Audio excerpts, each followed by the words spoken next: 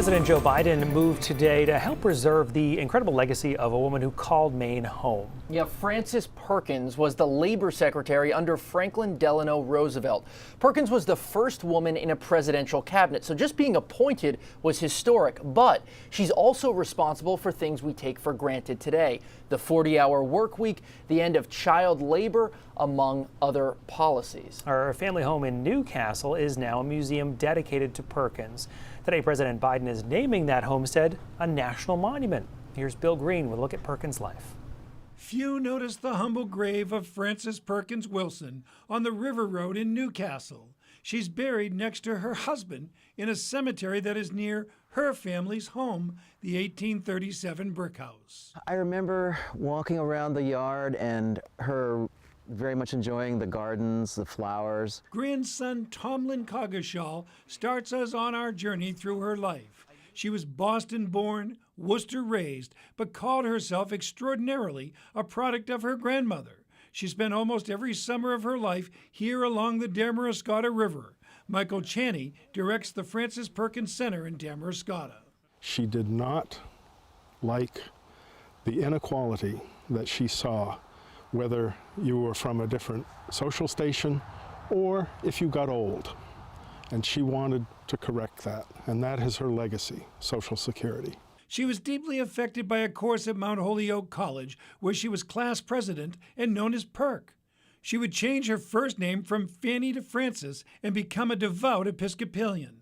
She eventually became executive director of the New York City Consumers League when she witnessed the Triangle Shirtwaist Fire, which killed 146 people. She obviously was horrified. The sight of mostly women, a few men having to jump from the 8th floor of this building was extremely upsetting, obviously, and also it galvanized her, though, and made her believe that something had to be done. She would later be quoted as saying that day in 1911 was the day the New Deal began. She approached state representative and future presidential candidate Al Smith seeking reforms in working conditions, and she already knew State Senator Franklin Delano Roosevelt. Over the next 2 decades, she worked tenaciously for workers' rights and the common man. She married New York economist Paul Wilson of a wealthy family, and the couple had a daughter, but her husband was forced to leave the workplace. Well, he had what today would be called bipolar disorder.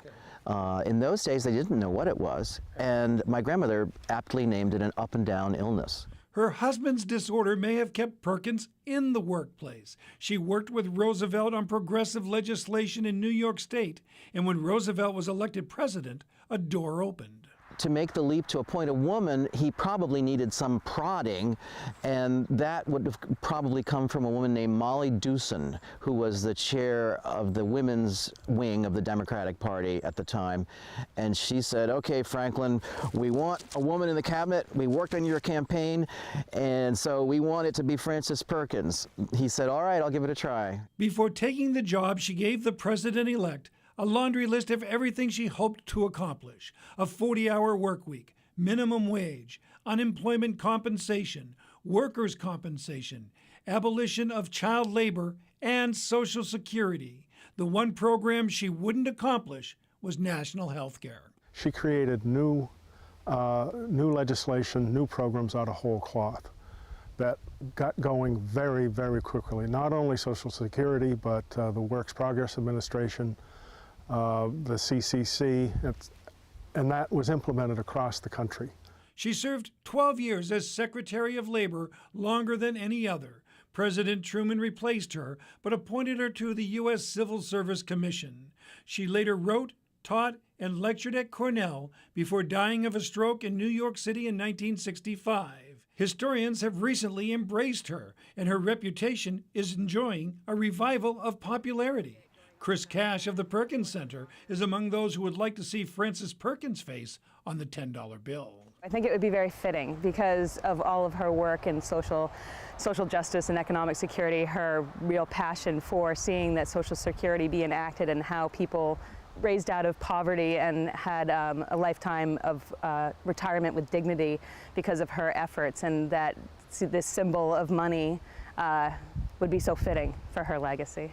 Her legacy now is this humble gravestone in the Glidden Cemetery and the knowledge that hundreds of millions of people have lived better lives because of her work.